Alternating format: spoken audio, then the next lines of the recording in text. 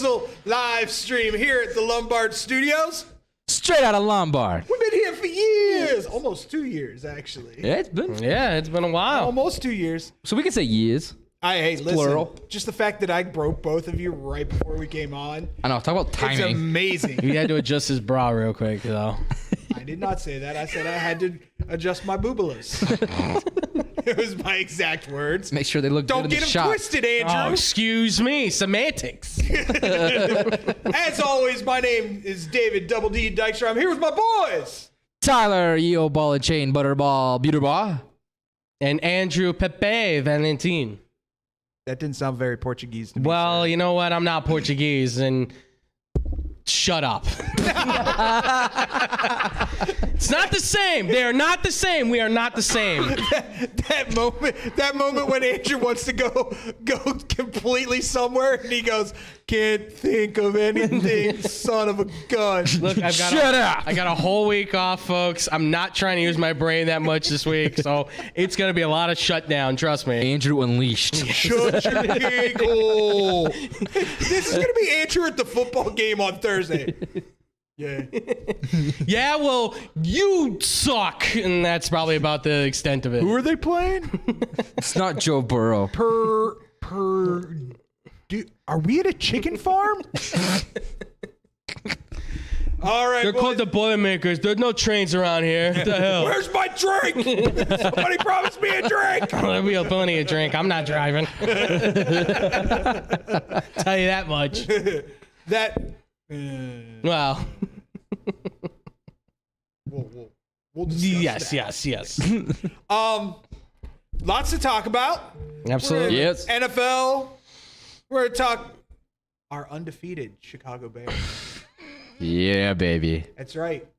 That's right, Baltimore. Guess what? We're only 21 games behind you. Suck on that.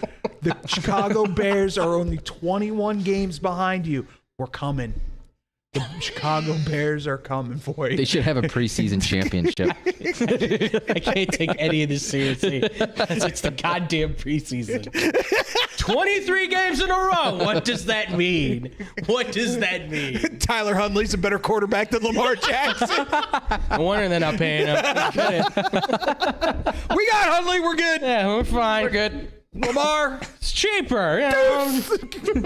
Doses. Go to Houston. Go ahead. We dare you. You saw what happened to your buddy? What do you mean I can't run anymore? I got to throw? What? What do you mean I can't get a massage?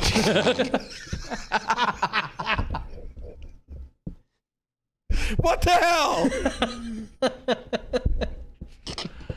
Oh, boy. We are not even 4 minutes in and they're both completely broke. We haven't even started the show, technically. I don't even know what we're talking about. The choo-choo is off the tracks, baby. DJ, good on you for putting up that graphic. The double finger guns, folks, is back.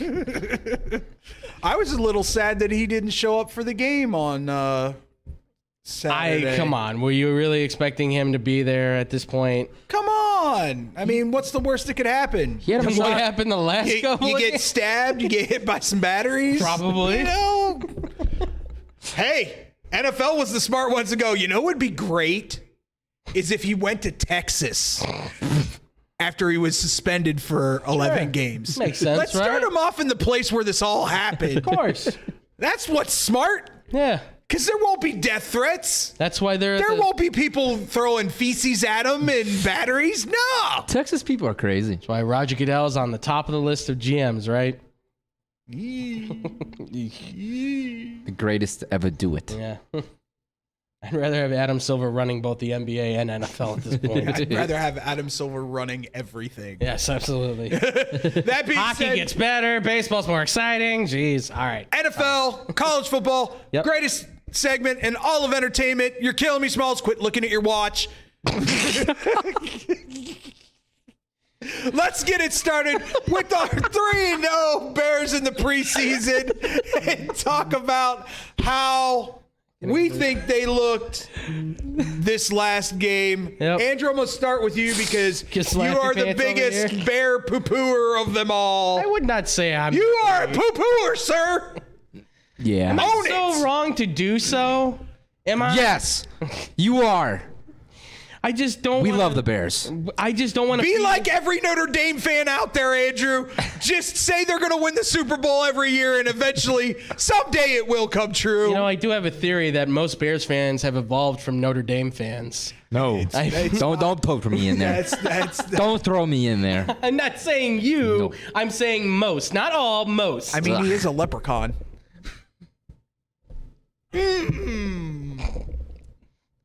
Poosh. And all right. So I quit.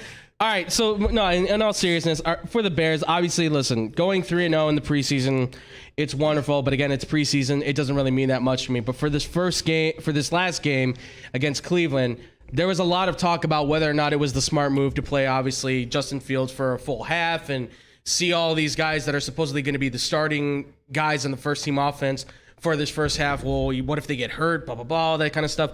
But you have to remember, this is a new offense, this is a new coaching staff, and they got to get as much time as they can together on the field in game time situations against opponents. And I'm all for like less preseason, more like joint practices, things like that for sure, to limit the injuries. But from what we saw, and I know it was Unless there's two helmets thrown at you. Right, exactly. Yes, exactly. Unless Aaron Donald's out there swinging away with dual helmets. But I like what I just want to know if one of them was Myles Garrett's helmet. Look what I can do, big brother. Whee! Anything you can do, I can do better. I see where Myles Garrett learned it from then. But even though it was against backups, I thought they looked efficient. I thought they looked a lot cleaner than obviously where they were at the very beginning of the season. Fields looks like he's poised to really make a lot of plays. Komet looks a lot better now in these last two preseason games. He's really taken steps forward. He even got in the end zone finally, which is nice to see. So there's promise with this Bears offense. I like the direction they're going in. We have to remember there's limited talent on this team. Keyword is talent. But I think there's some there's opportunity for growth for guys like Komet and Mooney to take those next steps. And hopefully the Bears can maybe even make some more moves. Because especially now, guys, we know some guys got released that they could potentially pick up. So hello, Josh Gordon. Yes, and they could maybe make some trades potentially too. Who knows? But I liked what this preseason game showed against, and not all of them were backups. There were some starters out there. So I liked what I saw from the Bears in this one. I think there's promise on this end. Still work, but promise. The look of this offense when they played against Cleveland, completely different look than we got in the first two preseasons, in my opinion. Absolutely. I mean, they looked way more in sync, on the same page. And one of my favorites was, obviously, we saw that Justin Fields got cheap shotted again. What I liked is that you know that there's chemistry behind this offense because every single player on that offense ran and backed up Fields. Compared to what we saw against the Vikings last season where it was just Jenkins and then Jenkins got ripped. Borum was right there, dude. I was like, I was all for that. But what I'm liking to see about this offense, we saw a few plays. They had like 2-3 tight ends. They're using a lot of the tight ends and kind of mixing it up. Yeah. And you see a lot of tight ends pressing for the block and then going out for a route. And so that's given Fields way more options while also getting the protection that he needs because the O-line, to me, they looked really good. Fields was getting as much protection as he was getting throughout the whole entire preseason. Mm-hmm. But adding that little extra of press and release from the tight ends, I mean, that was just giving them that little extra help and then releasing for a quick flat route and gain a few yards here and there. So, yeah. I mean, I really liked how this was going and how it went. Granted, I mean, the thing is, Myles Garrett wasn't, or Jadeveon Clowney wasn't on the defensive side playing for Cleveland. So you can say so much about the offensive line, but I mean, it looks like where they got these guys right now, it's clicking pretty damn good. Yeah, absolutely. David? Listen, I said from the beginning, y'all are going to see the difference between Matt Nagy and a real head coach. You're already seeing it from the beginning. Saw it in practice. He's hired guys that are molding the offense around Justin Fields and the talent that he has. Not going, here's the playbook. Learn it. Right. And forcing him to do what he wants to, like what the coach wants to do, rather than let's see your skills and what you can do, and we're gonna make a playbook out of that.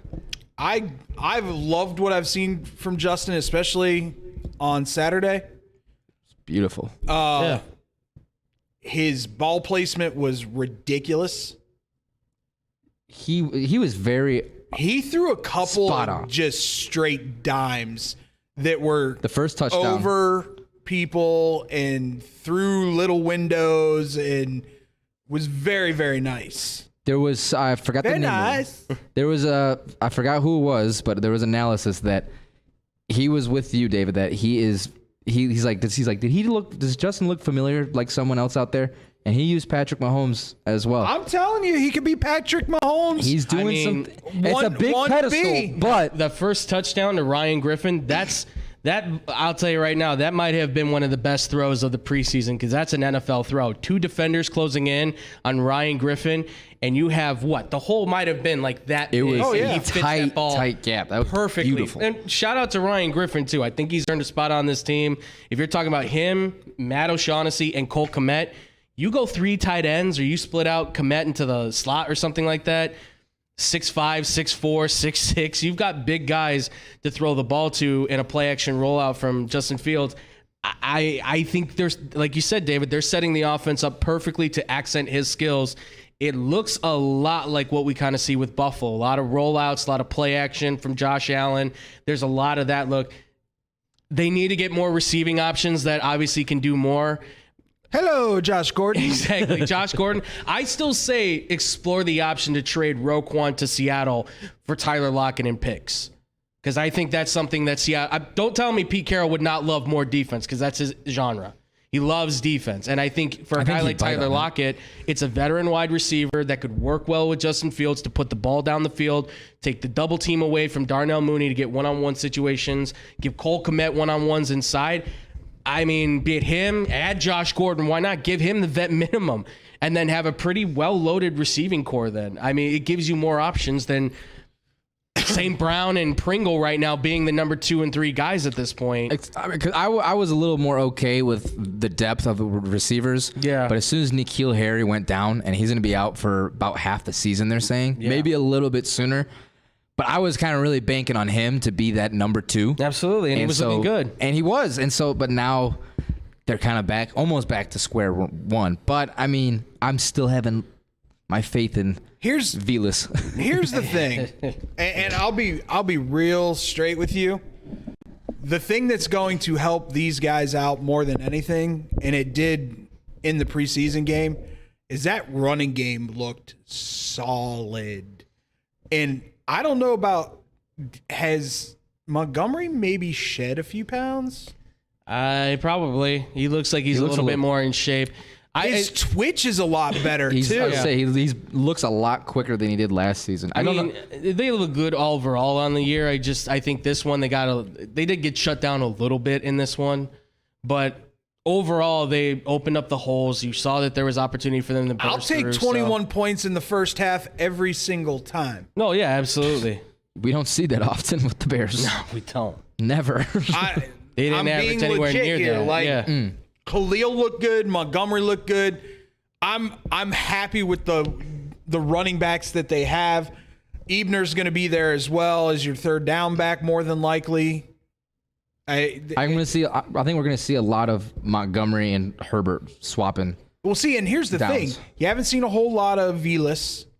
No, I think he's played one game so far, and I think this past game was them just being precautionary and saying, "Hey, you're not at 100% yet. Let's just let you rest. You got 2 weeks. You're on the team."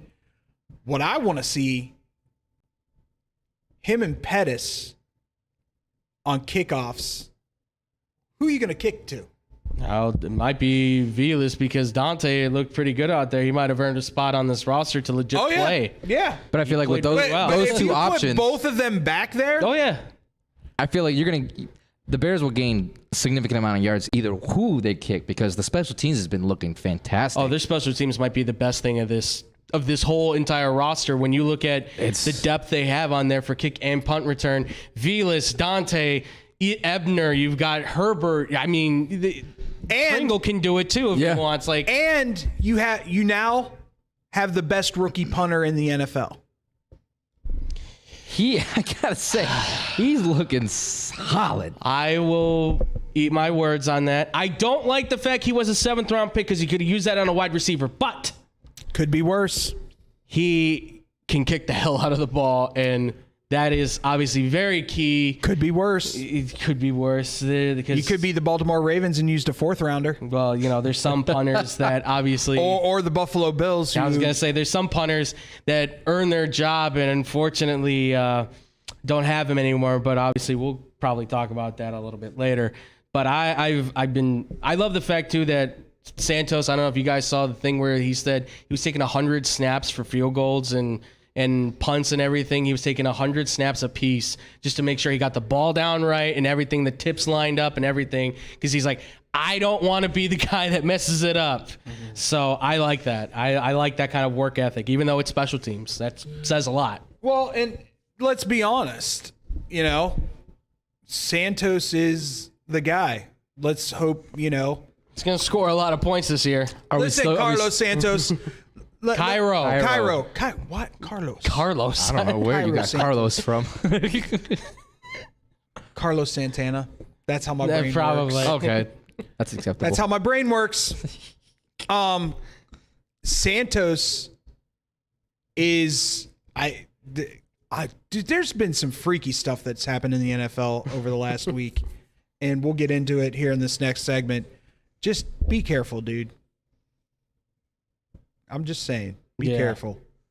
Shotguns come out and groins get emasculated when you're practicing kicking. That's all I'm going to say. Especially on that field.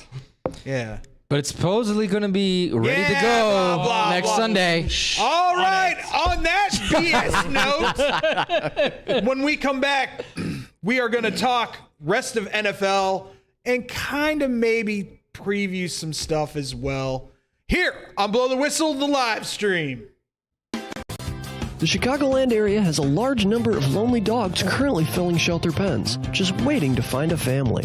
Nothing adds warmth to a home like a wagging tail and a warm pair of brown eyes. If you are considering adding a dog to your household, visit the Anderson Animal Shelter, where adoption counselors can assist you in selecting your new best friend. Make your house a home. Adopt a shelter dog.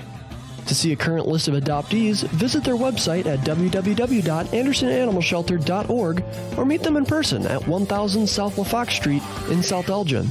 Don't have room in the home for a new furry family member? Donations of toys, collars, and soft or hard non-perishable dog food are always accepted and are greatly appreciated. All animals are spayed or neutered and are waiting with tails wagging to find a loving home. Visit 1000 South LaFox Street in South Elgin or www.andersonanimalshelter.org for more details.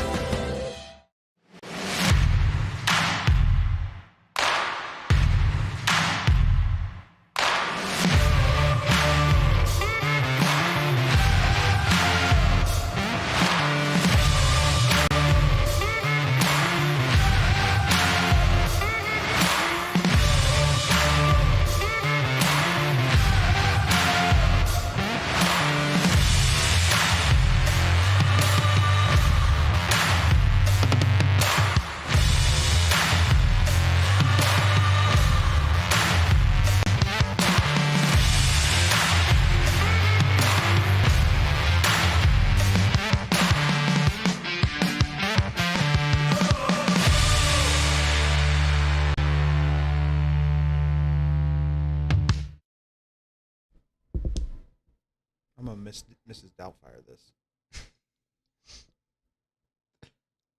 Hello! And welcome to Blow the Whistle live stream from the Lombard Studios. Straight out of Lombard. Because we've been here for years. Brought whipped cream if I would have known. Keep that to yourself, Andrew. Jeez. Dude, I'll set it up for you. You just spike it down. This is not the kind of show that we are. What, are you kidding me? Uh-huh. Whatever you say, Pegleg.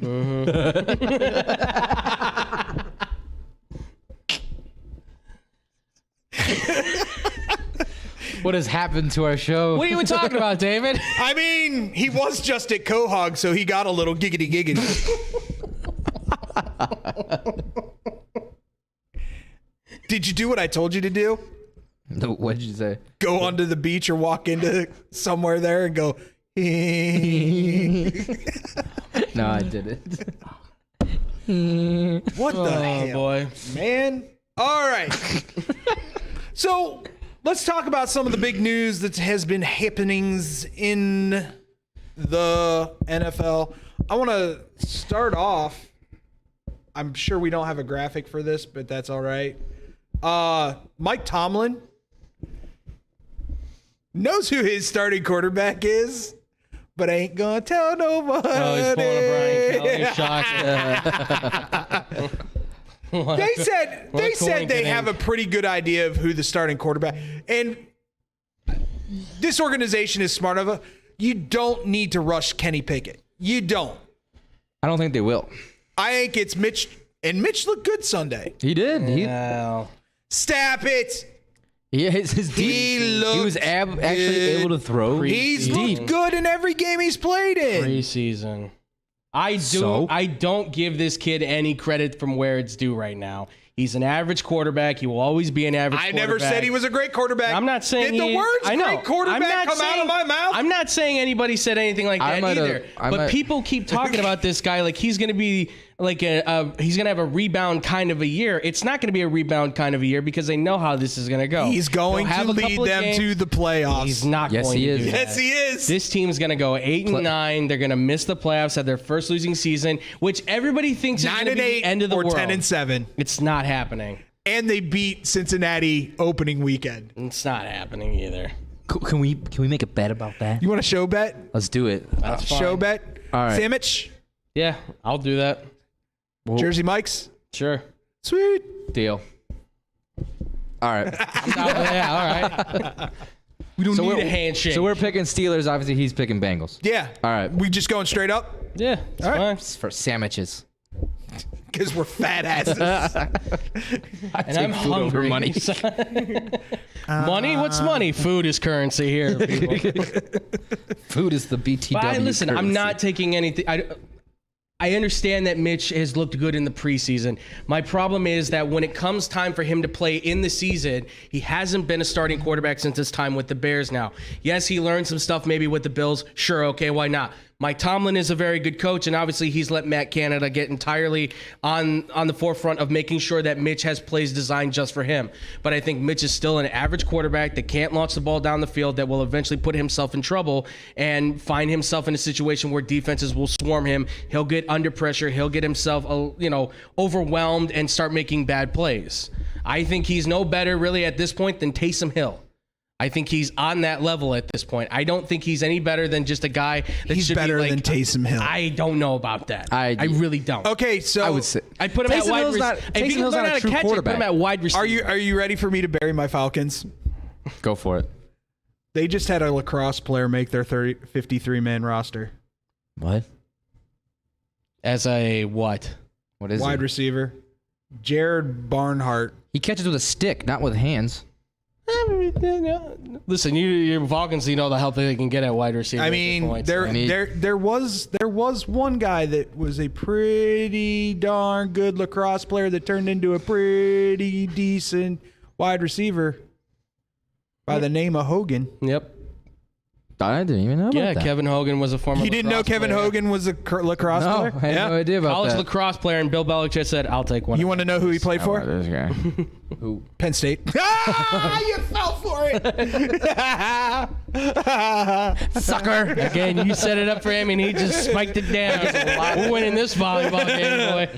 threw it down. Here's the thing that nobody's going to know what I'm going to say it right now. Nobody knows what any of these teams are going to be Nah. until about week 4. Right. you can't predict it already right now. I mean, except for there's a couple teams you can Well, you say. can predict, Really? but we won't really know. The Rams.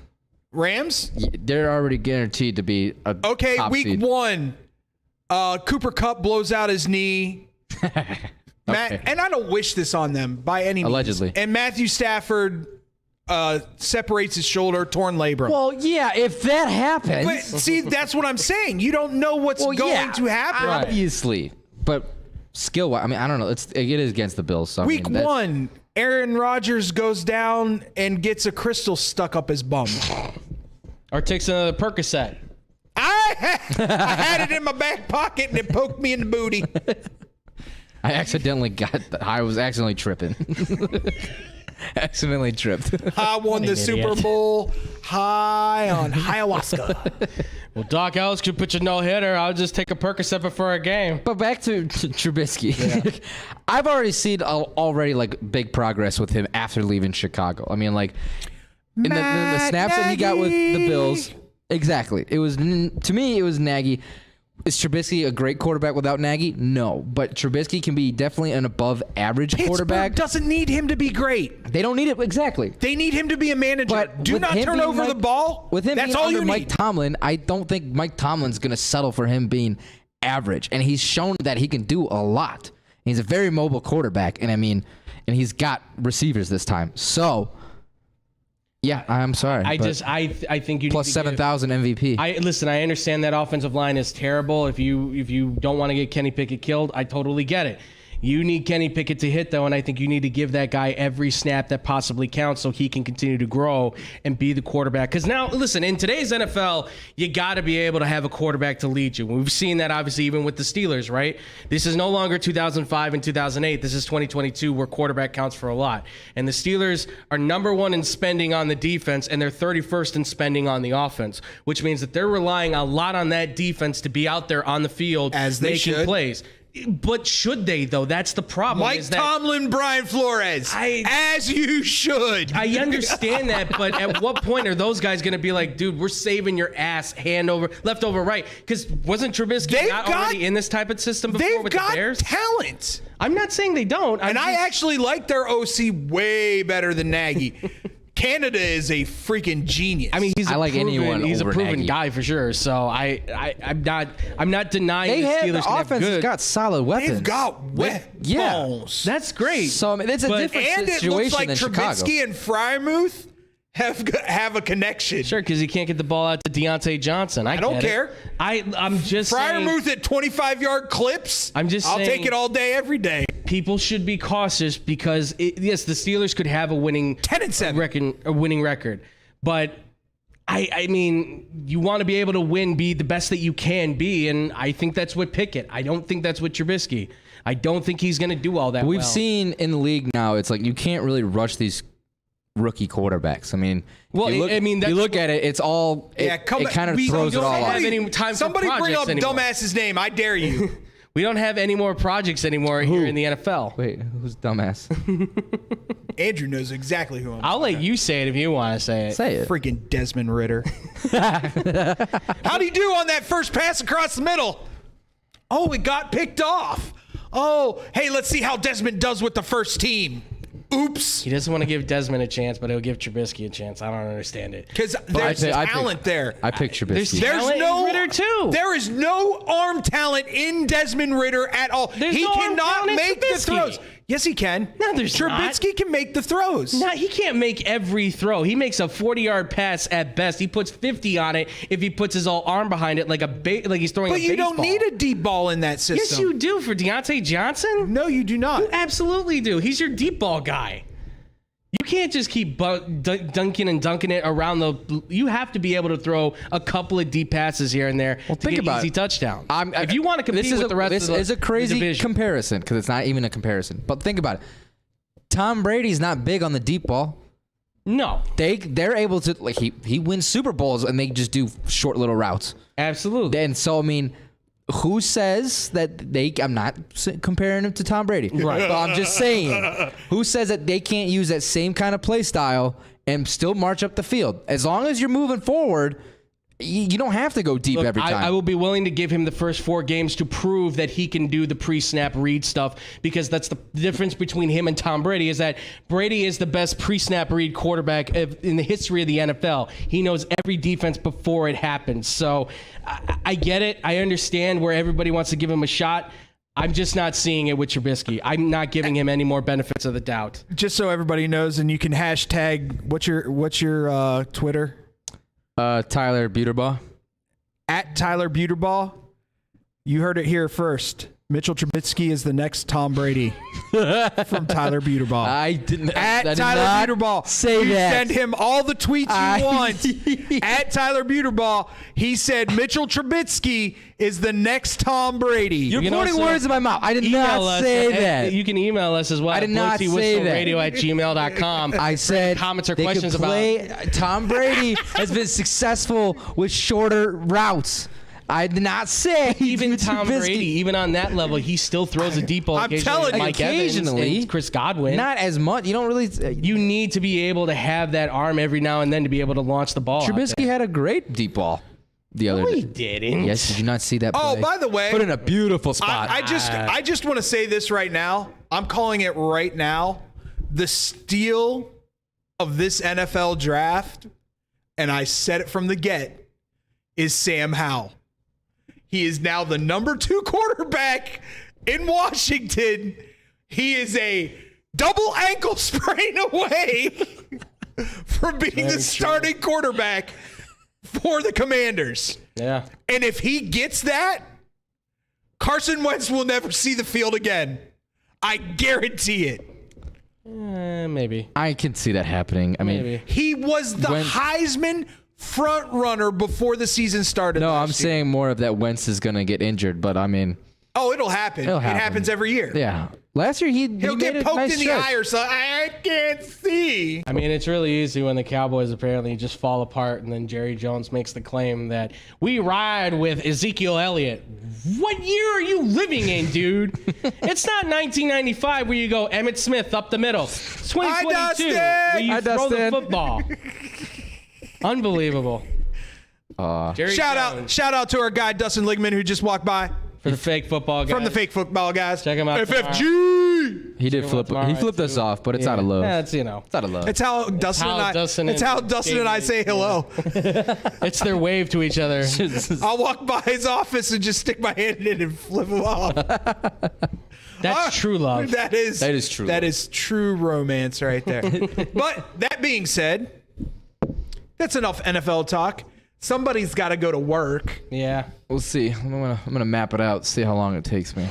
Somebody's got to go. Last time it took Trust 45 me, minutes. he of an doesn't hour want to and a be half. here for the next segment because in the next segment we're talking college football, boys and girls. College I got football here on Blow the Whistle live stream.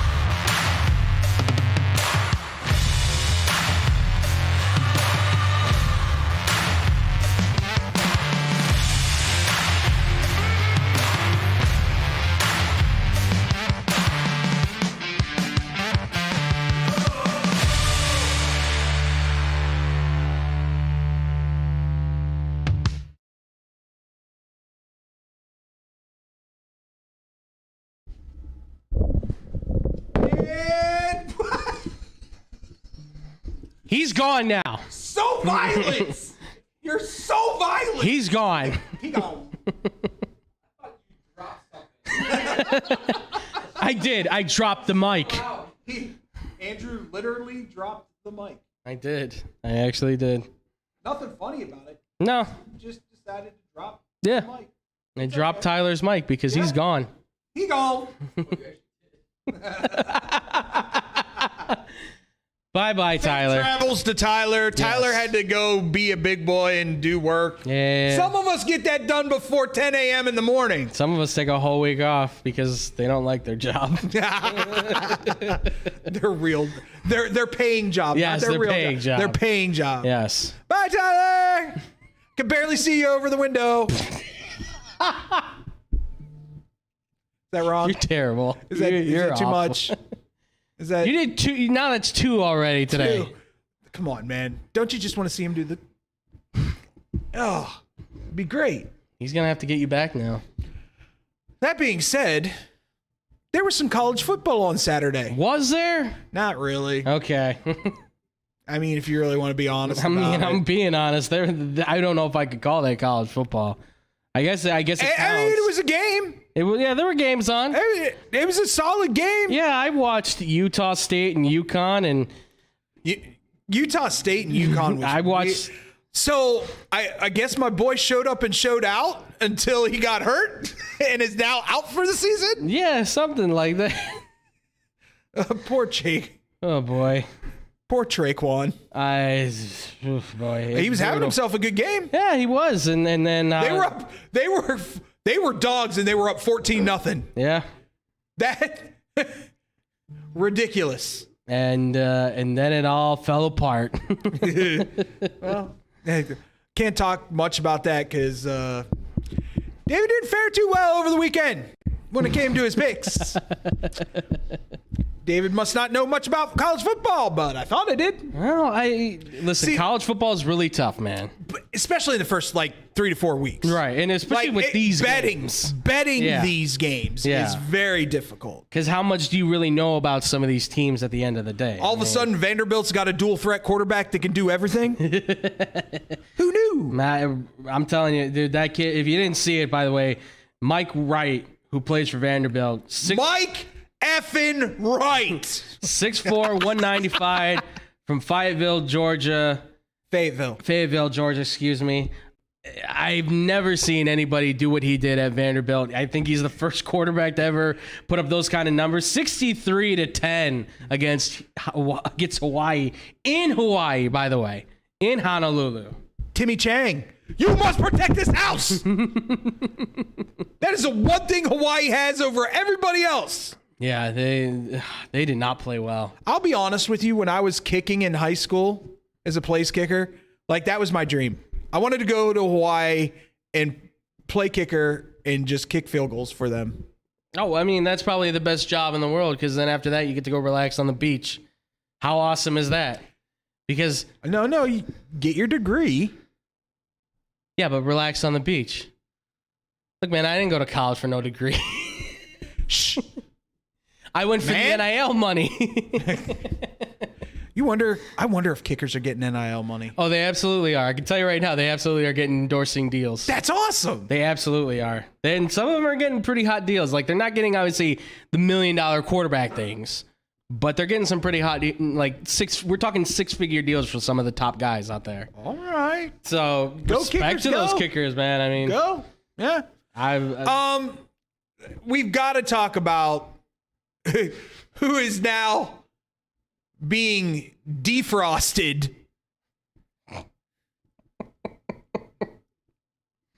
Bruh, I have had your back since you were at UCF. I thought, my personal opinion when he left, mistake.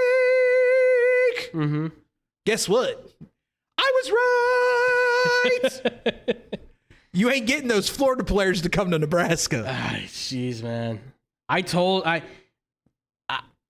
There's no reason they should have lost that game. No. None at all. No. None at all, except for one thing. You got cocky, man. Really? You trying to Sean Payton your way into the world of Nebraska? The first thing I thought of is that's totally Sean Payton did that back in the Super Bowl because they were not expecting it. But you clearly did not direct this thing at all. Two, you realize who you're playing. Yeah. Probably one of the most intelligent teams in all of college football. I mean, they may suck, but they got a 4.0 across the board. I'm telling you. And they're all Being honest. And they're all going to end up changing the world in one way or another. Yeah, I mean, Evan Hull, the running back for Northwestern, he'll probably be like a space scientist at some point on Mars. I'm sure it'll happen. They're all Josh Dobbs quality. Absolutely. You have to understand this. So any kind of trickery doesn't typically work. I mean, I'll give this to Northwestern. Ryan Helinski, who's the transfer from South Carolina since Bradley. That's where he's from. I knew him from somewhere. He was competing with Luke Doughty for the starting job out in South Carolina, and then Rattler comes in, and obviously he's now got the starting job. Helinski transferring here to Northwestern, he looked pretty good throwing the football. He put solid. He put a downfield. He put plays down the field. He was on target. I thought he played really well. This is probably one of the best quarterbacks since Clayton Thorson. This is what I said about this game. Both offenses looked solid. Yeah. Casey Thompson looked very good. He looks like a top quarter. He looks like a guy that should be playing in better competition, I would say. I'm okay with that. Yeah. Because they can still go on a run and win the Big Ten West. It could happen. I think that Big Ten West, it's the Wild West. I think people are going to be picking themselves off left and right. Yeah, absolutely. Whereas the Big Ten East, you've got 3 teams. Pretty much. We'll see how it all shapes out. I could be sitting here later going, you know what? That Maryland Terrapins, they're good. But for me, what the hell happened to Nebraska's defense? You know what? I was talking with Tyler, and I think it's all just perspective, but you don't get the onside kick, right? It goes to Northwestern, and the team's probably going, what the hell were we thinking? And now it's on the defense in the middle of the field to try and stop Northwestern, right? So now the pressure's on them.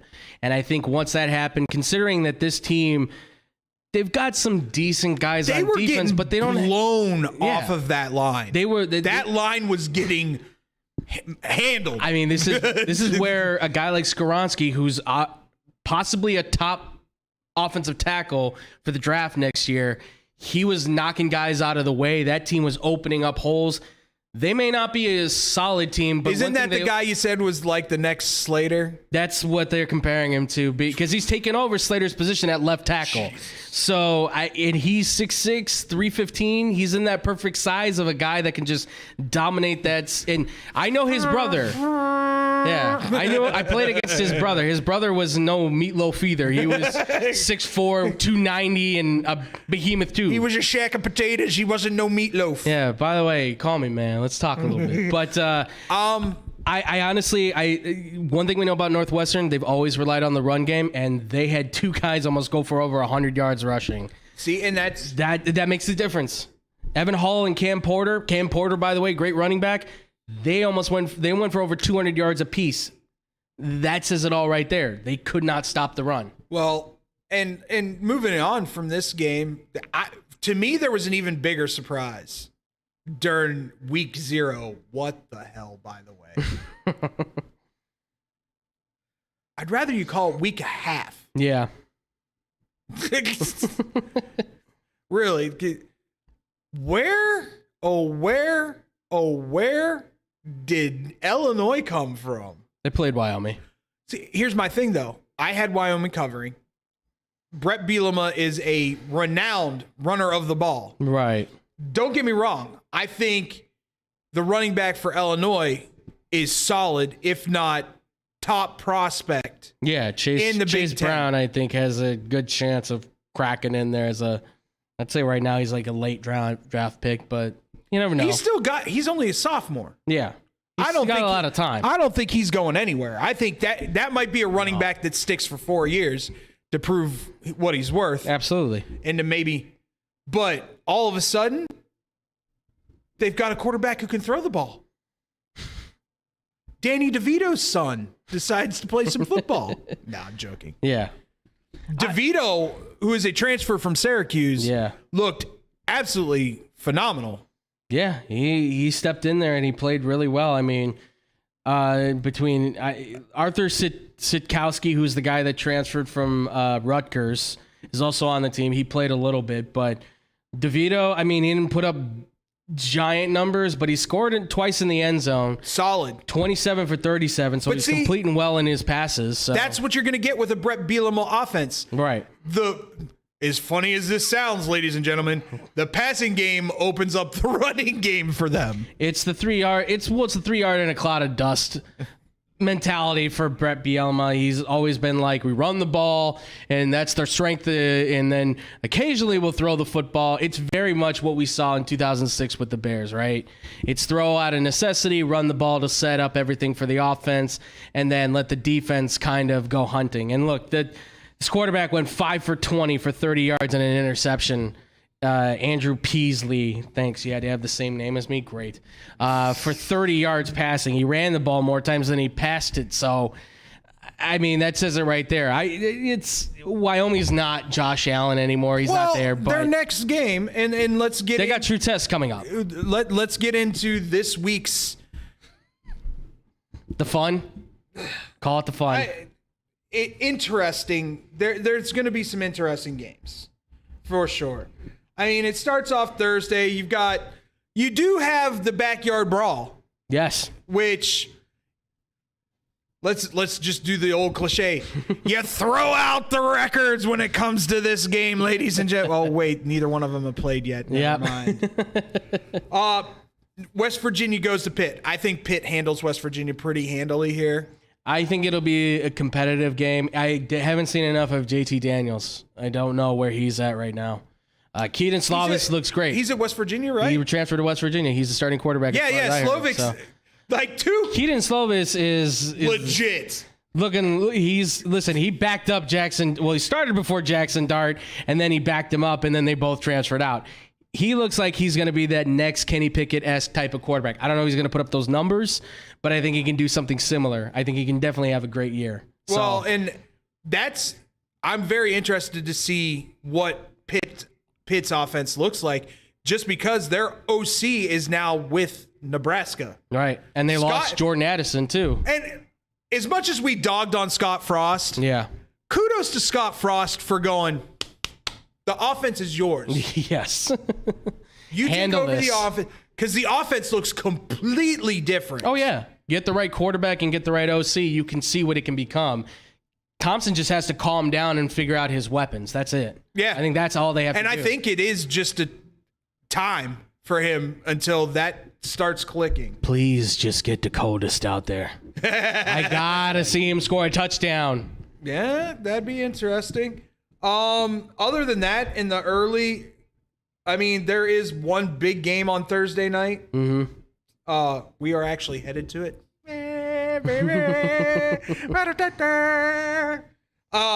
Penn State is visiting Purdue. Yep. I want unbiased opinion. Yep. What is your early thoughts on this game and what you think you're going to see?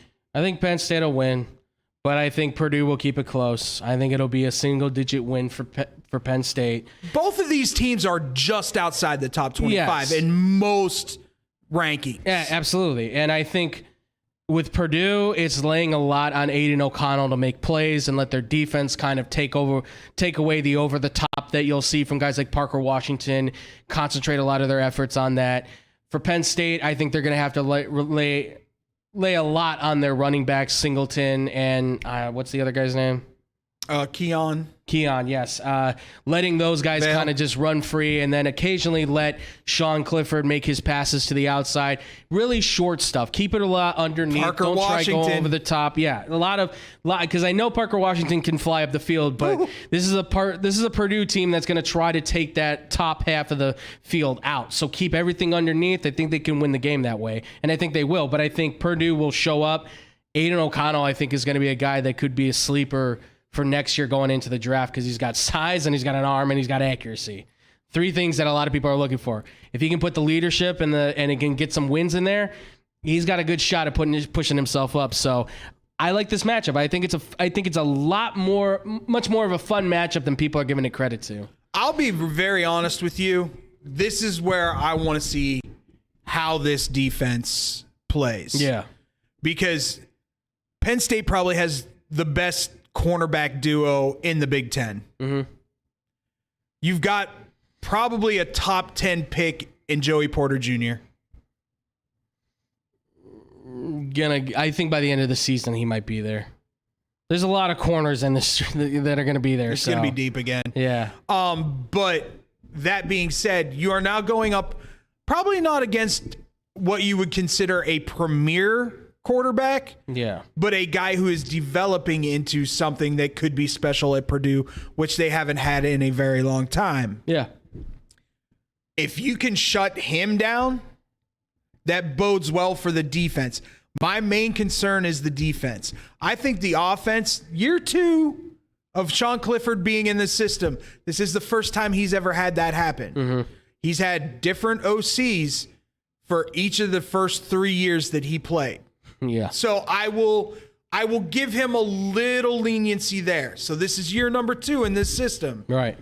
Oh, and by the way, you got your wish.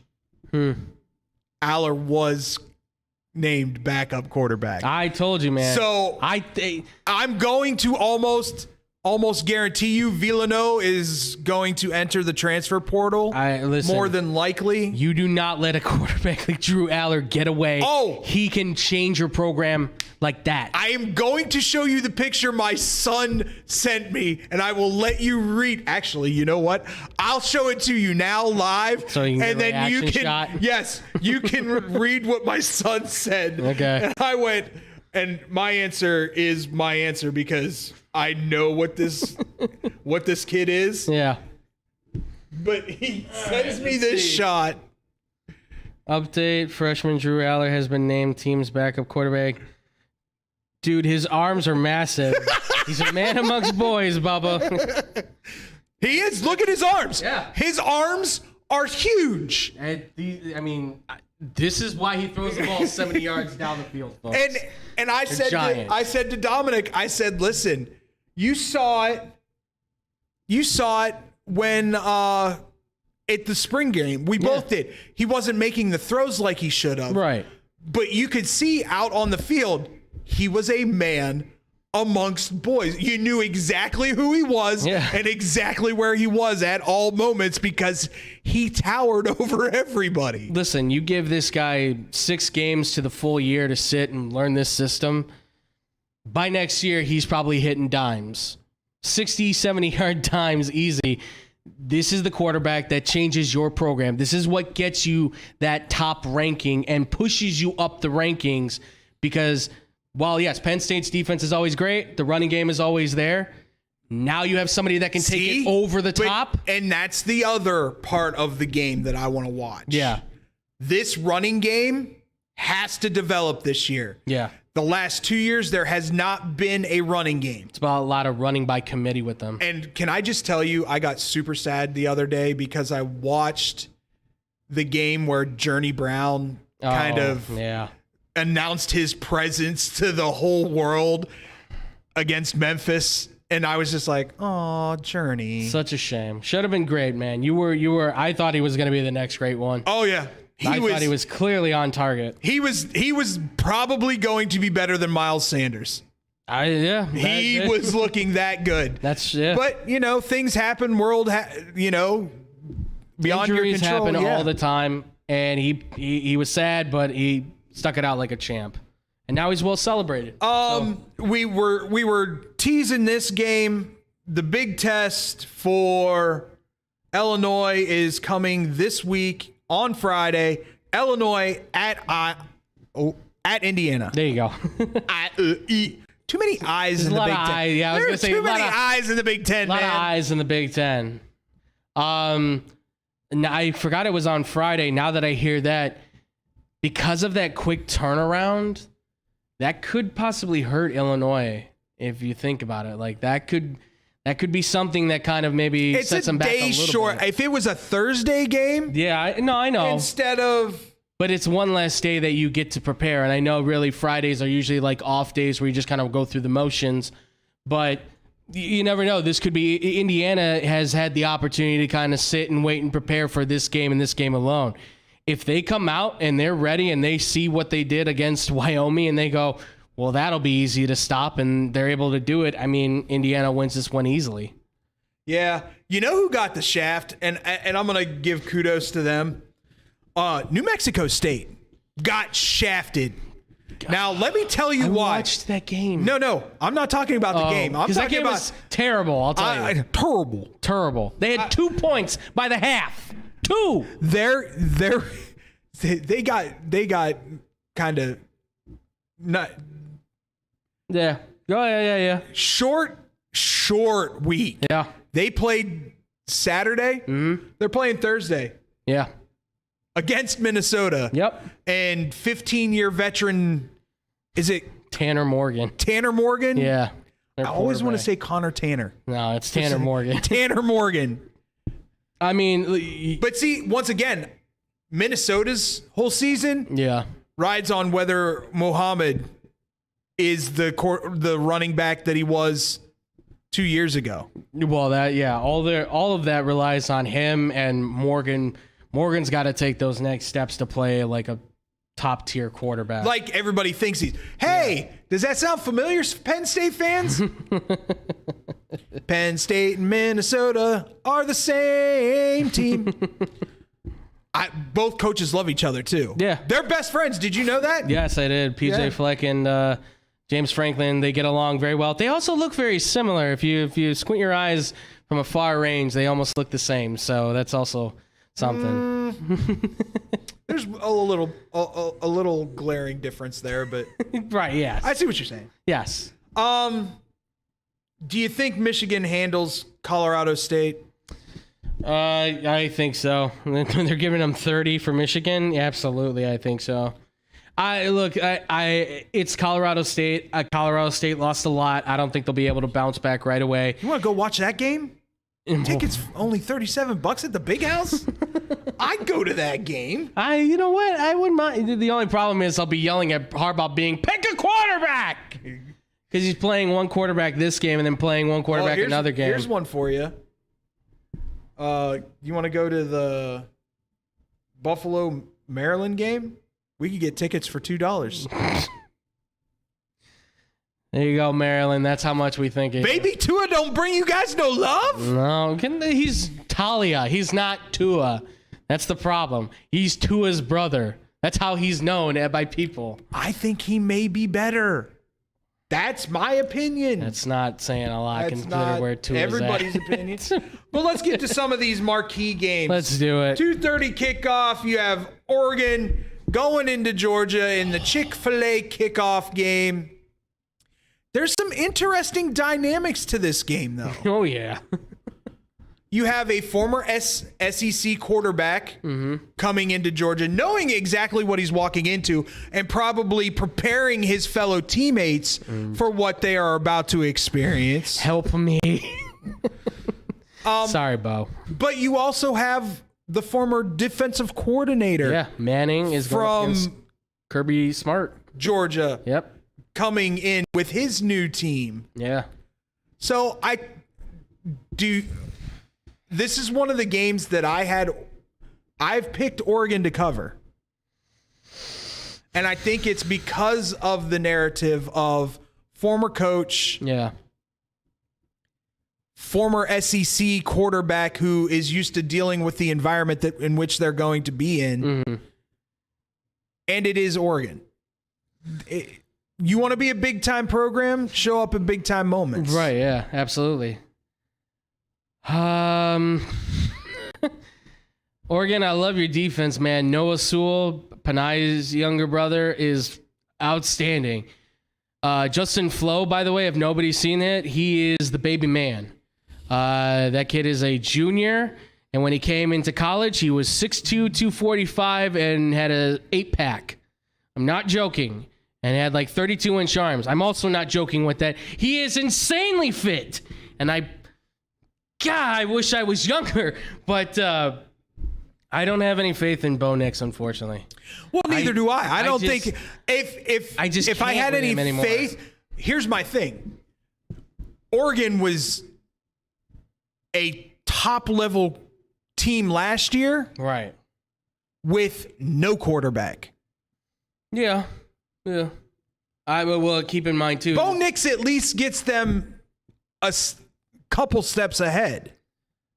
I would give him a step. I mean, remember, this isn't Mario Cristobal, and this team was recruited by him, so I don't know how much they bought But you in. have another defensive guy coming in Right. there, so I think the transition probably isn't as harsh as everybody thinks. No, and Manning's a good guy. Defensive guys seem to really like him, especially when you consider what he did with that Georgia defense.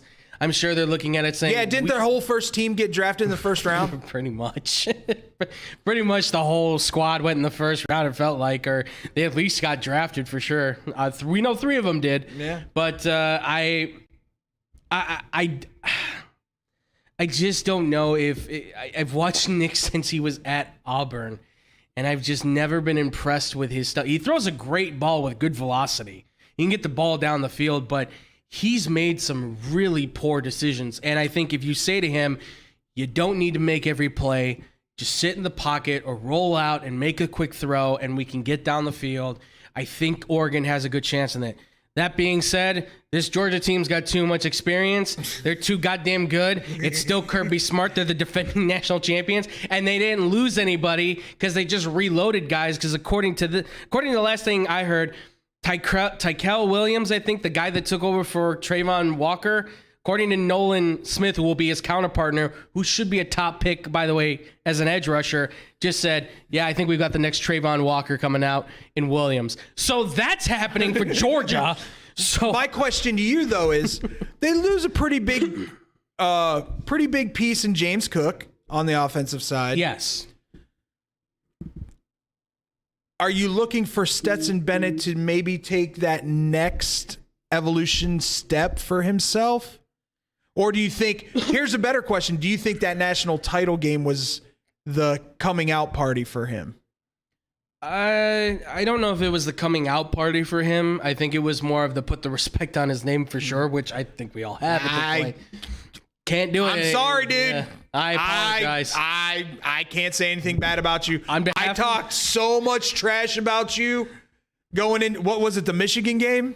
Might have been, yeah. Yeah, I we think said I he was had gonna get Michigan smoked, winning. and he threw a because couple touchdowns he against them. dropped dimes Yeah. the whole game. Dude, you outplayed Bryce Young, the Heisman Trophy winner. Yeah.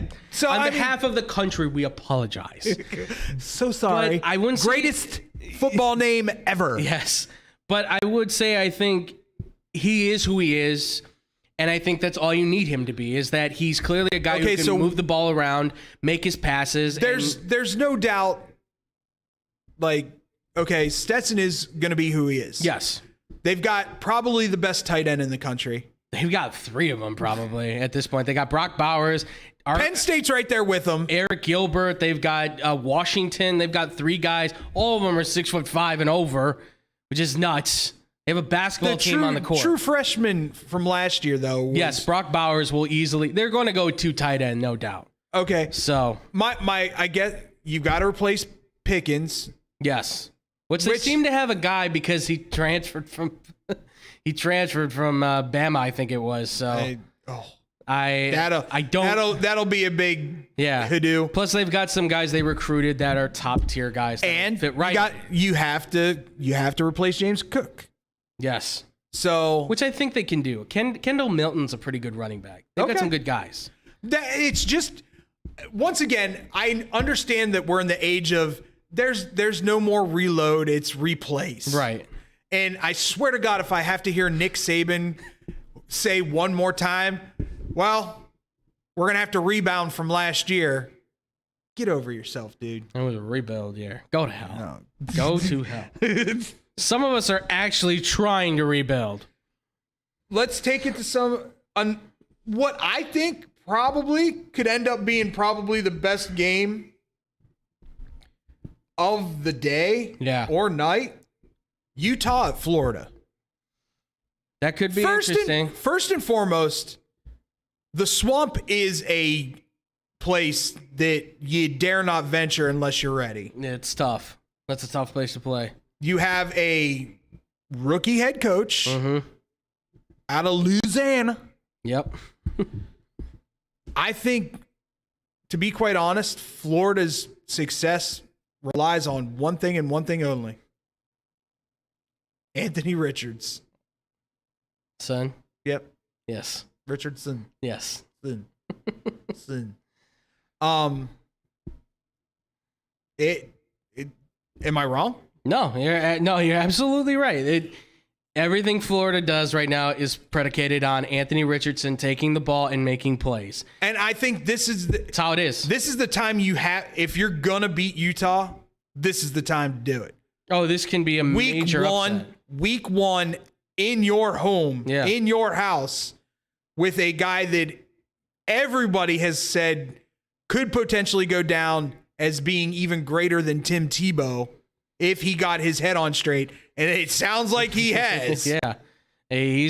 Last I heard, he's studying extra hours. He's staying in the film room. He's learning all the stuff he has to learn in order to get ready for these games, because he knows he's going to be up against top competition.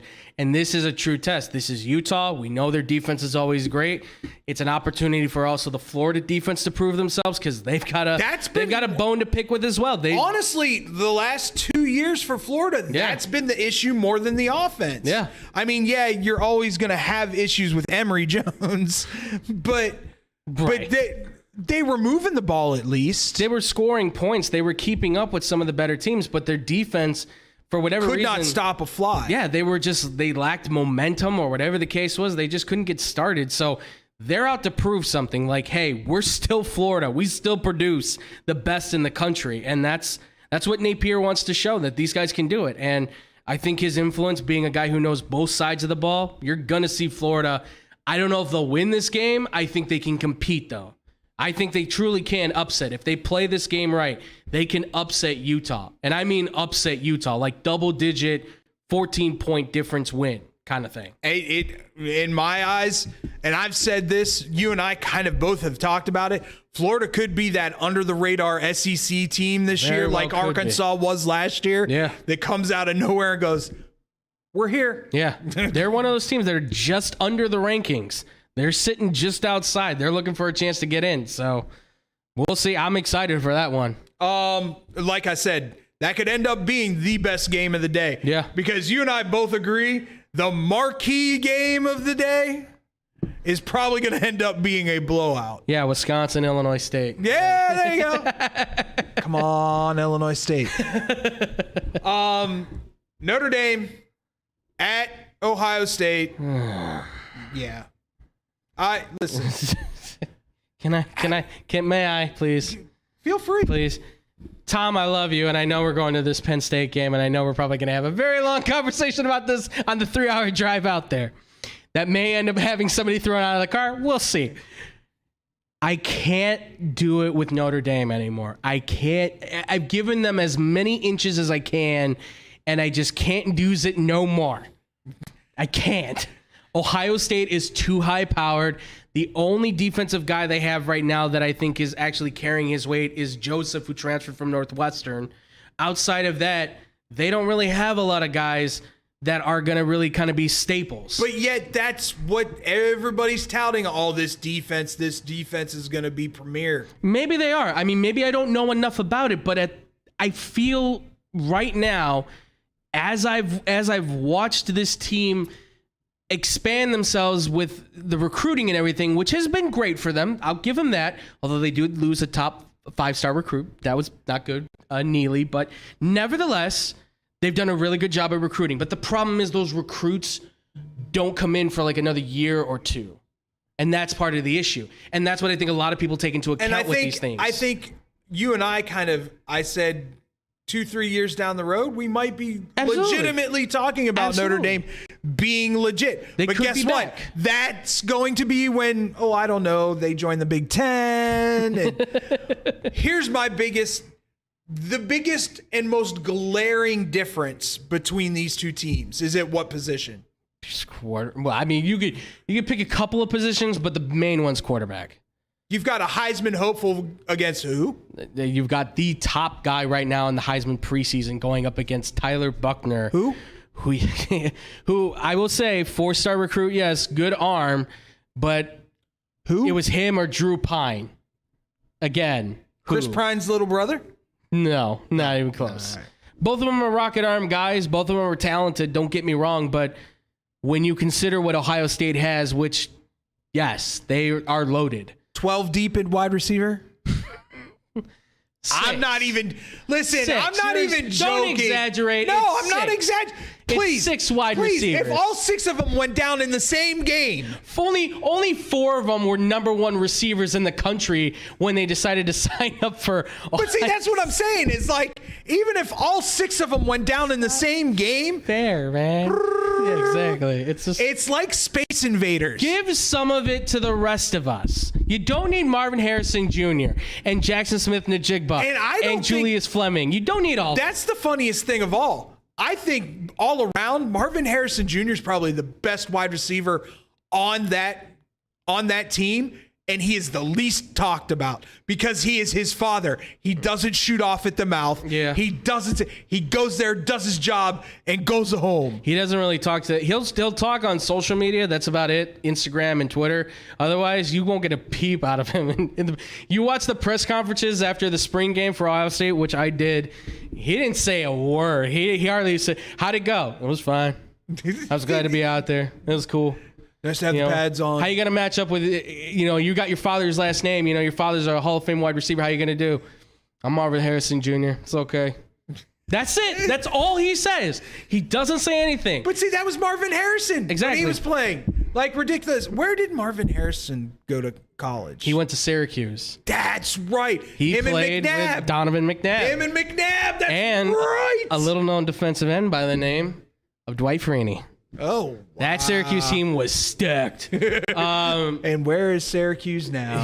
Their quarterbacks are transferring to Illinois. Hey! Which I just learned. Same color scheme. Exactly. Don't have to change colors at all. Look, Ohio State, and even still on their defense, is it perfect? No. But they have just simply, Jack Sawyer looks like he's going to be that next guy stepping up for Nick Bosa and Joey Bosa. Their defensive line looks solid. Their linebackers look like they're going to be good. Their defensive backs, once again, are fast movers down the field that can shut down receivers. And if you're talking about Notre Dame's wide receivers, they've got one guy, and it's the tight end Mike Mayer, and that's it. I'll be honest with you. I'm going to be interested to see what this defense looks like because new D coordinator. Yes. Dude from Oklahoma State. Mm-hmm. So I can't think of his name. I can't remember it either. Because the offense is really what makes this team. Intern? Yeah, exactly. Find us that name. No, but it's going to be interesting to see because to me, that's where they're vulnerable right now. Yeah. I think, listen, I'll say Notre Dame can put up 28 points, and I think Ohio State can put up 49 to 56. I'm sorry, Tom. I've already said this, and everybody looks at me. They're like, you're going to take Notre Dame or Ohio State 17 and a half? Yes. Yeah. Without hesitation. What are you talking? Did you not see hesitation? Did you not see that last bowl game that they played in? Their slot receiver had 250 yards and 3 touchdowns, and he's the number 1 guy.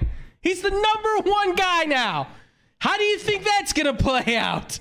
And Marvin Harrison's just going to chug along and be like, see, and that's why I say Penn State, in my eyes, may have the best chance to beat them because they can match up with them. Yeah.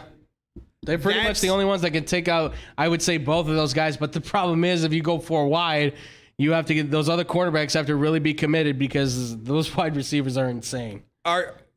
From what I've understood, the safeties are pretty solid for Penn State again this year. I mean, no Jaquan Brisker yet, but solid nonetheless. Absolutely. Let's talk about your team. Why? Solid tester in the beginning. Well, because your guy decided to chirp his mouth off again. The quarterback, I'm not telling. Fuck. God damn it. Whoa! Did you dump that, buddy? We don't have a dump button. Sorry. Andrew. You see what LSU does to me? You see what Brian Kelly does to me? That's $1 in the fucking swear jar, Yeah, Andrew. it's $1 in the swear jar. All right, well. Hey, here's my issue. Yeah. You have a kid who transferred from Arizona State. Yeah. And is kind of, depending on the year that he has, either late first, early second to mid-second type of talent. I don't even know if I would go that far at this point. I think Jaden Daniels is a talented guy for what he is. But I don't think he's the answer. I don't think Grant Nussmeier is the answer either. I think the answer might be Tyler Howard, but they clearly don't want to give him a shot. I don't know why. Because they want to go by seniority. I don't understand that. Seniority? Yes, exactly. So I honestly think Jaden Daniels may have to be a player that, if he does go to the NFL draft, he's going to have to go to a different position, like receiver or something like that. Because I just don't think he fits with this team. And if they're going to run that same Notre Dame type of offense and defense that they ran up there in South Bend, I don't want it. I'm sorry. I don't like that's too slow paced. That's not. I want to see that Joe Brady fast paced 4 wide out spread offense. I want to see that new football that should be out there right now that the SEC is promoting. Everybody's playing it. Kentucky, Vanderbilt's even playing it. Tennessee's playing it. We know Bama's playing it. Hell, even Georgia, with their conservative asses, are playing a spread out option type of offense. Not LSU. Most likely they're going to run stuff out of the eye with a fullback. 1991 coming at you, folks. Unbelievable. Just because I know you're Sorry. your anger has kind of filled me up. Sorry. Can I just say what an absolute pleasure it was to watch Felipe Franks play tight end on fucking Saturday. That's our third string quarterback. Yep. Dual threat. Although I will say, if he's got the height, he's got the speed. Yeah. If he can develop the routes and the hands, that's a threat having those two bookend. Dude, think about this.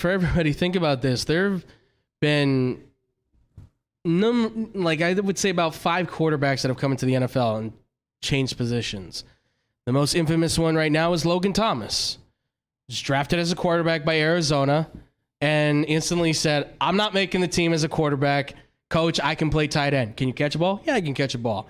Goes out and catches a few passes and they go, this guy can catch a ball. And he's 6'6" and he's 260. And then obviously Washington picked him up and then said, you can catch a ball. I can catch a ball. And then they're like, I'm not going to keep throwing to this guy. This guy's really good. And we're talking about him possibly being like a guy who, if he keeps going, maybe he makes a Pro Bowl. Possibly. I mean, if he gets enough catches, who's to say Felipe Franks can't be that guy? It sounds weird, I know. Quarterback to tight end this late in his career.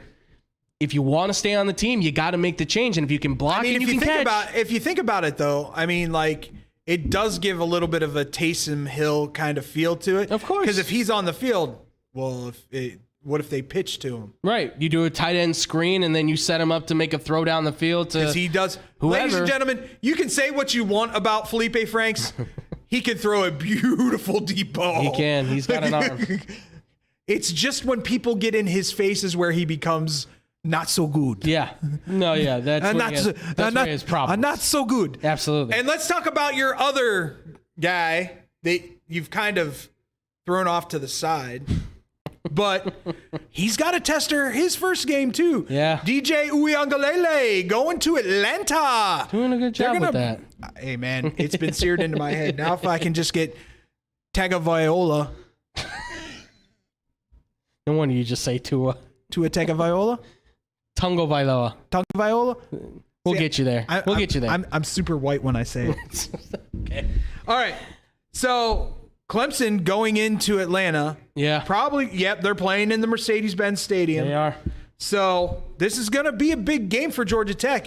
And Georgia Tech's another one of those that's right there. They've certainly improved. They've gotten better recruits, and they've built those recruits up too, by the way. But this is a statement game for Clemson. Oh, this is do or die for him, and it sounds like he's going to get the start because if he doesn't do well in this game, they're going to pull the plug on him and they're going to start Cabe Klubnik, who's which he was the top quarterback in the country when he committed to Clemson. And he's not as big, but he can throw the ball just as well.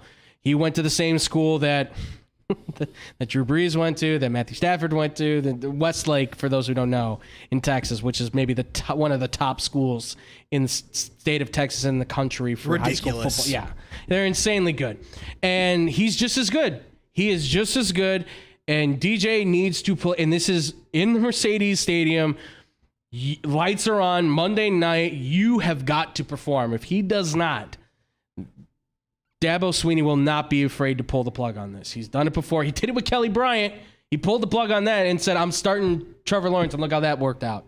They win a national championship. And Kelly Bryant went to Missouri and did nothing. Exactly. So, DJ, I put a lot of stake in you, man. So, if he wants, and listen, they're 4th in the country. They want to stay there and try and win a national title. Dabo will do whatever it takes. And I think they can win this game. I just don't know if DJ is going to be the starter the full way through. And I'm saying that as a guy who's put a lot of equity into him at this point. It all depends. How developed have these wide receivers become? How developed has that offensive line? Because last year that was the issue. Yeah. He had no time to throw, and even when he did, when he was hitting guys, they were dropping passes. Yeah. So that's the biggest issue. And it comes down to that. Point blank, end of story. All on the defense. Brian Barisi looks like he's a monster. That's another man amongst. He came in at 6'4", 290. Yeah, there's never. If there's one thing, listen, you could go all the way back to 1990. There was always one thing that you never had to worry about when it came to Clemson. They're going to have a defense. Yeah. It was right now they got 2 top 10 picks on that defensive line. They've got Trotter Jr. at linebacker now, and he looks like his dad, which is scary because his dad was bulky. Yeah. So, and I think Brian Dawkins says, well, my kid's going, I know where he's going at. So, in the near future, Dawkins will be apparently at Clemson, according to Brian Dawkins. Good. I mean, I guess you have to look at it this way. Like, if you're going defense, Clemson's probably one of the premier programs. I think they'll win a lot of games, but I think a lot of it will be on the defense unless DJ can really prove himself. And I hope he can, because God knows a lot of people are letting me know that I staked my claim on him being a top 10 pick. And right now he looks like he's not going to go probably until the 7th or get undrafted. So I need you to do well so I get my credibility back, because I've now also staked a lot of my other stuff in Quinn Ewers from Texas. And people are like, yeah, writing this one down, so when you get wrong, we're going to throw it back in your face. Quentin Ewers is going to lead the Longhorns to a huge upset. Yeah, I honestly think that Texas is going to be, the eyes of Texas are upon you. CBS Sports called them one of the most overrated teams in the country. No, of course. I understand. Absolutely disagree. I know. Without a shadow of a doubt. And I understand why the media is doing that, because, of course, it's Texas. It's a brand name, right? It's like Notre Dame, right? We all say the big brands are always going to get the big push. Texas and Notre Dame are big brands that always get that push. Difference is Texas got them boys. Notre Dame ain't got but a few boys. Okay. The only question for Texas is defense this year, I believe. It's defense, and I would even say it's still Sark. Is Sark taking the reins as the coach? Because we gave him, how much rope have we given Sark for years as a head coach? I thought he should have been fired last year. That's just me. We gave him so much rope. And then he pulls Arch out of his pocket. Look at what I got. You know that. I'm guaranteeing you there was a conversation with the board members and Sark sitting at the table. Well, you don't understand what I have in my pocket. Yeah. Well, what's that, Sark? I got an Arch Manning figurine. Yeah. We're gonna sell these for $9.99 a piece. Why? Because we had a booster give him $1 billion, give him a fourth of his company, and he's gonna be a Longhorn. Unreal. Nah. Why couldn't you go to LSU, man? He didn't want to eat crawfish. Just stay at home. Stay where you live. God. Listen, here's the thing, and this is what it comes down to. LSU's going to suck. No, I actually think LSU's going to have a decent year. If they go 6-6, I'll be okay with that. I'll be content. I think this whole SEC could eat itself alive. Good. I'm just saying.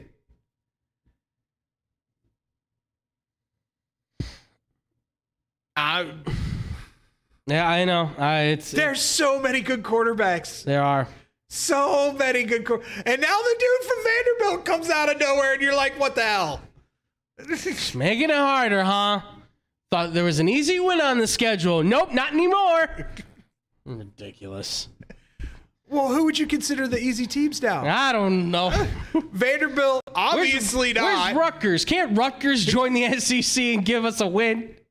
Typically, it's Kentucky. That ain't happening this year. That ain't probably They're happening. one of the sneaky teams that could come out of. I can't say Mississippi State. I can't say Ole Miss. I can't. You can say Mississippi State. I can't say Mississippi State because it's Mike Leach with Will Rogers, who's 6'5", 230, and throws the ball like 80 yards down the field because he played baseball. You didn't even need to go into the other part. All you had to it's say Mike is Leach. it's Mike Leach. Mike Leach. Now let's have 64 teams in the playoff. All right, let's go crazy. Let's just start the year off being in tournament style. Yeah. You may only play one game. I love that. I absolutely love that. Mike Leach, you are a treasure. You and John Daly definitely need to do a podcast. Oh my God. Please. Can you even imagine? Oh my God. That would be great. the #1 podcast in the country. I guess you could say South Carolina. Yeah, I always forget about South Carolina because they're kind of the stepchild of the Carolinas at this point. Like, it amazes me that he goes, you know what? The Big 12 is too hard. I'm going to go to the SEC. You went to the lesser of the like. All the good teams are in North Carolina. Wake Forest is a ranked team. UNC is a good team. You got Duke.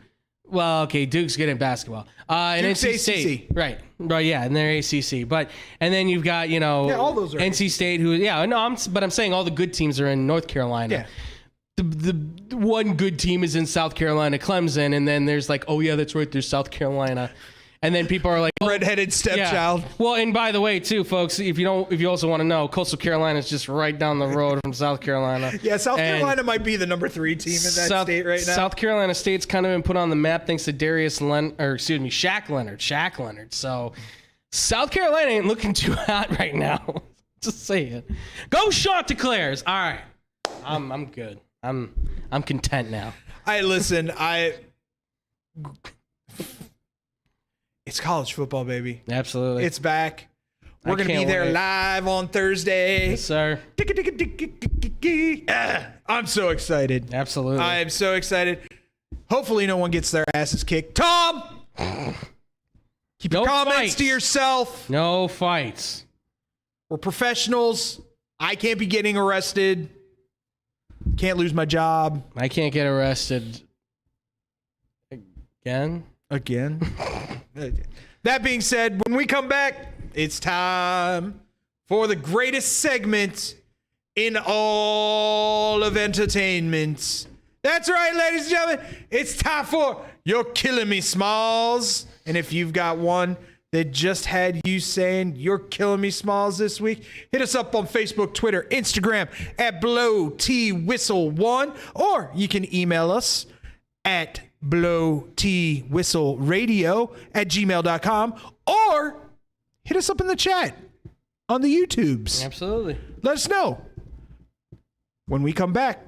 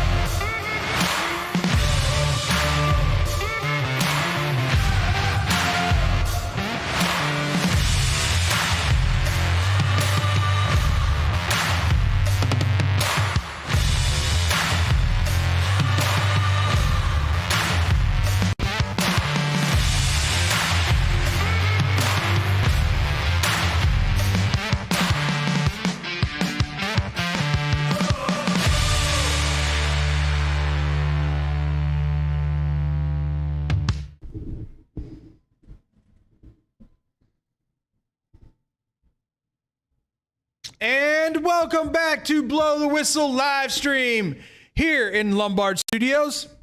Straight out of Lombard. Been here for a year and a half. Hardcore. It is time for the greatest segment Is it time? of all entertainment. It is time for You're Killing Me, Smalls. And like we said, hit us up in our chat on YouTube. You can hit us up on our Facebook, Instagram, Twitter at BlowTWhistle1. You can also hit us up at our email address at blowtwhistleradio.com at gmail.com. I'm going to go first. And it's only because I just thought about this and I don't want to forget it. I knew it. But, hey, Ariza. Did you outkick your coverage there, buddy? Yeah, you're a slime ball. And you know what? The university that tried to sweep it under the rug, even bigger scumbags. I don't have a lot to say about this because, frankly, it disgusts me. And if you even read some of the journal entries from this poor, unfortunate young woman, it will make you literally sick to your stomach and vomit in your mouth. I'm not even joking. This is disgraceful. I don't care how great of a person or a kicker you are or an athlete you are. It gives you no right to organize something like this or do something like this. So, to not only Ariza, but the University of San Diego State, I give you a very heartfelt and serious. You're killing me, Smalls. That Trash!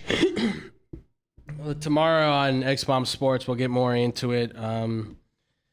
I mean, that's just It's some rough sick. stuff. Reading that stuff is just awful. That's just awful. You know, and our hearts, prayers, all of that go out to the young woman affected. You know, obviously, look, I'm willing to even hang on to the thing of obviously innocent until proven guilty at the same time with Ariza, but reading that stuff is hard. He's still guilty of statutory rape. Yeah. No matter what. That's tough. So we'll see what happens with it for sure. But yeah, absolutely. Absolutely. All right. Mine is not going to be as serious. Mine's going to be a little bit more conventional because to EA Sports. Who's in the game? Well, they used to be in the game. Now they're going to be out of the game because the NFL said the hell with this. And you know what? I say the hell with you too. I went over to a friend's house yesterday to hang out with and played a little bit of the new Madden that came out, Madden 23. I have played. Believe it or not. No, yeah, absolutely. It's listen, Madden is a wonderful game. I like it. I still play, in fact, the old Maddens. I still have Madden 08 with Sean Alexander on it. I still have Madden 10 and 11. I still play those. But I cannot do it with these new Maddens anymore. It is the same garbage that we've been seeing for the last 5 years now, recycled over and over and over and over and over and over and over again. And I don't know why, but it made me have to tweet it out. But it took me over the line when he took me into the My Career and showed me all that stuff where you can make your own player. And essentially you could schedule a thing for branding to help you with your brand where it says make a dance video and put it on your social media. So basically NFL is giving you the ability to schedule making TikTok videos in your My Career for your player. I don't know why, but that just took me over the top and I said, I can't do it. I can't do it anymore. This is insanity. Why is this happening? So I gave the middle finger right to EA Sports and Madden and I said, bring back All Pro Football 2K8. Let 2K handle the football, ladies and gentlemen. Bring back ESPN 2K5. Remaster the old Maddens, please. For the love of God, get rid of this garbage. This was ridiculous. The glitches, the problems, all of that stuff. It's so insanely bad.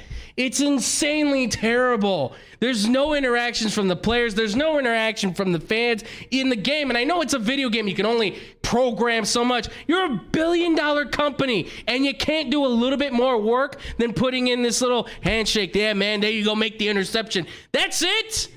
We're in 2022 on Madden 2023, and all we get is a attaboy from the players. The same animation 3-4 times over, and all you want us to do is buy the packs. The packs. You money-grubbing, sucking son of a bitches. All you ever want is our money, and you want us to buy those stupid packs for your Ultimate Team. Go to hell, EA, and go to hell, Madden. I love you, John Madden, and you disgrace his name with this game and even putting him on this game. You should have never done that. Instead, you put out a crap product because you think this is what everybody wants, and they call it the greatest game ever. And I got to see people on YouTube being like, yo, this game's so sick. It's the same goddamn game. So to EA, for all the bull crap that you put us through. I give you a big ol'. You're killing me, Smalls. Just bring back Tecmo Bowl. Or that.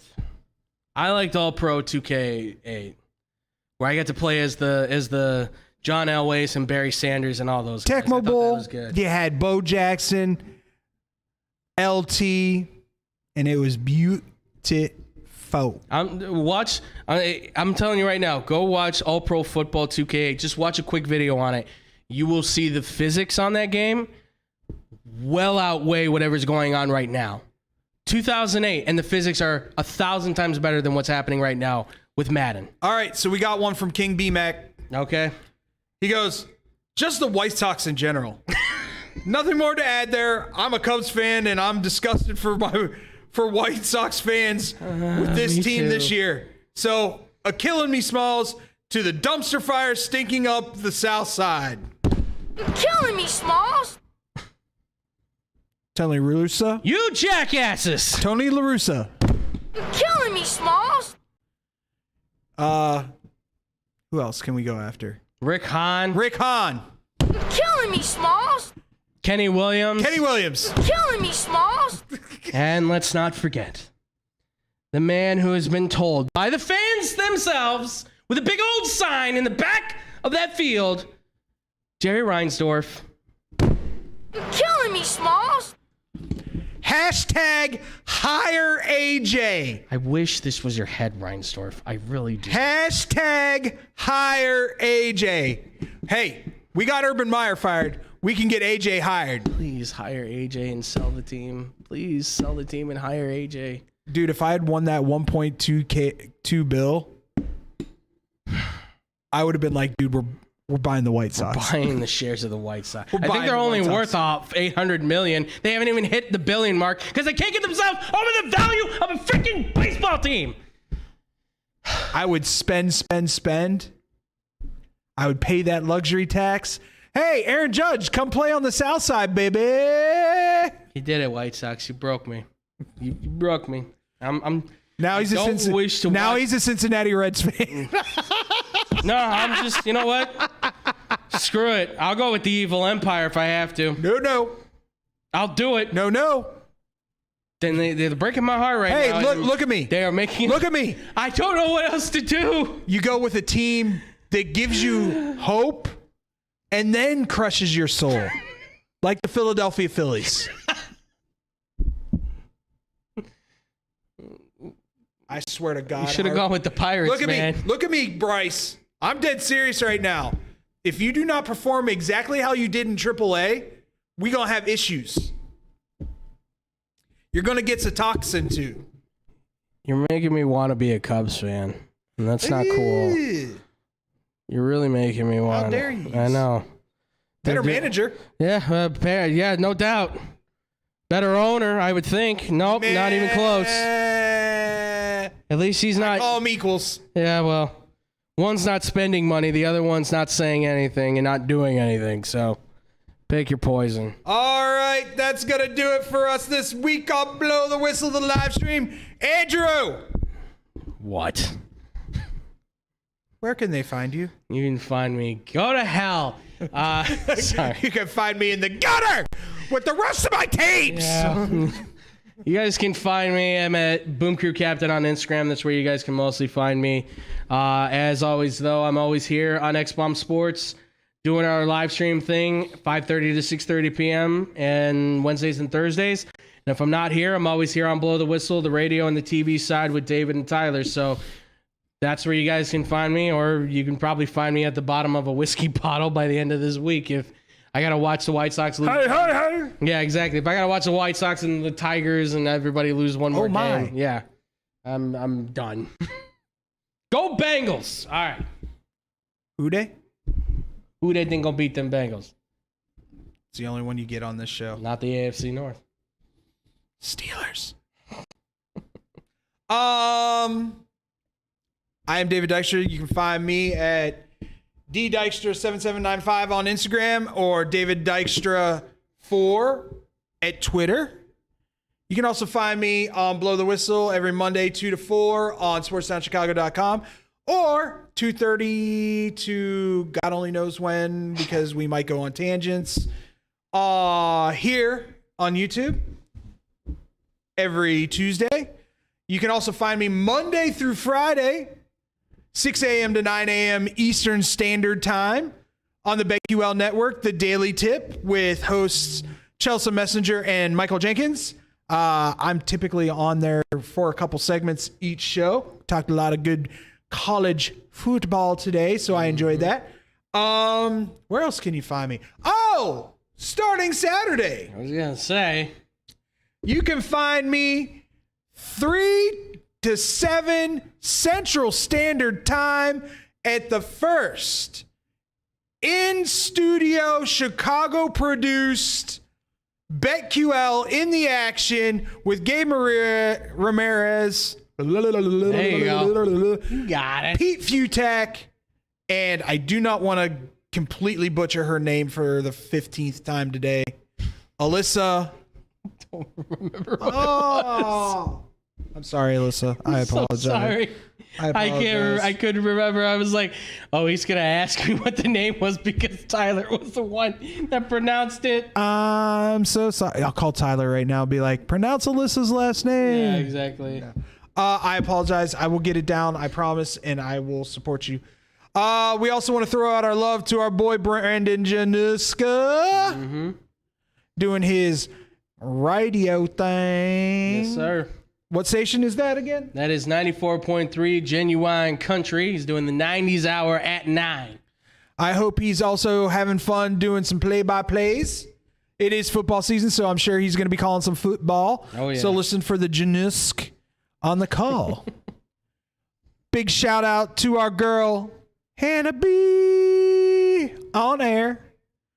You can listen to her. When was that again, Andrew? You can listen to her at 102.3 XLC, the afternoon drive, doing it 3 to 7 p.m. Central Time, folks.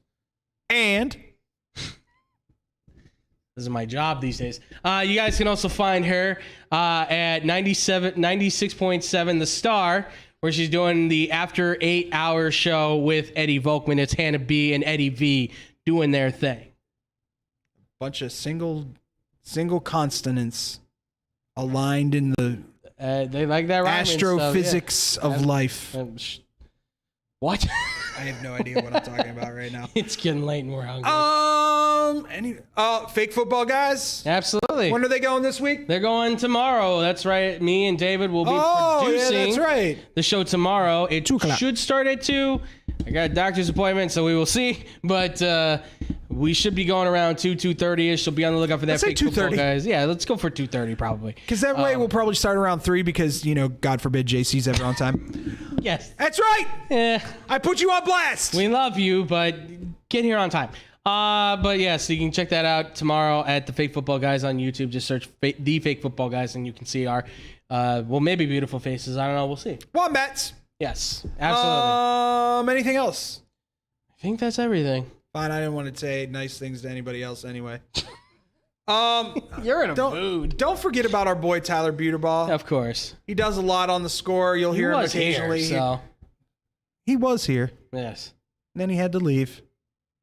So out of sight, out of mind. But yeah, his social media is I forgot what it is now.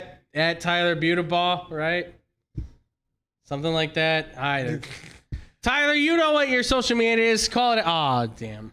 All right. Yeah, Tyler, tell. No, I'm joking. For me and Andrew, for TJ, Knacker. We almost forgot about Knacker. That's right. Oh my God. Our in-house producer. Squirrely Hagrid back there. I'm sorry. Phenomenal job as always. Absolutely. Even though we can't tell how good or bad a job that you're doing, other than what we see on I feel YouTube. like metaphorically, he's been giving us the finger. I don't know why. Like the whole time. He's just Yeah. like, you guys aren't staying on the circuit. I hate you all. Y'all are random. Yes. Why do you do this to me? I know. You give me heartaches. TJ, Everything shall change when things change. Absolutely. TJ, we love you and appreciate you, amigo. I can just imagine how bad he's going to be when we actually have our own studio. No! Stick to the script! Oh, we're getting But- order, folks. But Tom Brady just admitted to being addicted to Botox. No, stick to the script. Allegedly. Allegedly. For me, David Dykstra, for my boy Andrew Valentin, we always say, stay positive, be positive, surround yourself with positive things and positive people, and positive things will happen for you. We'll see you next week here on Blow the Whistle.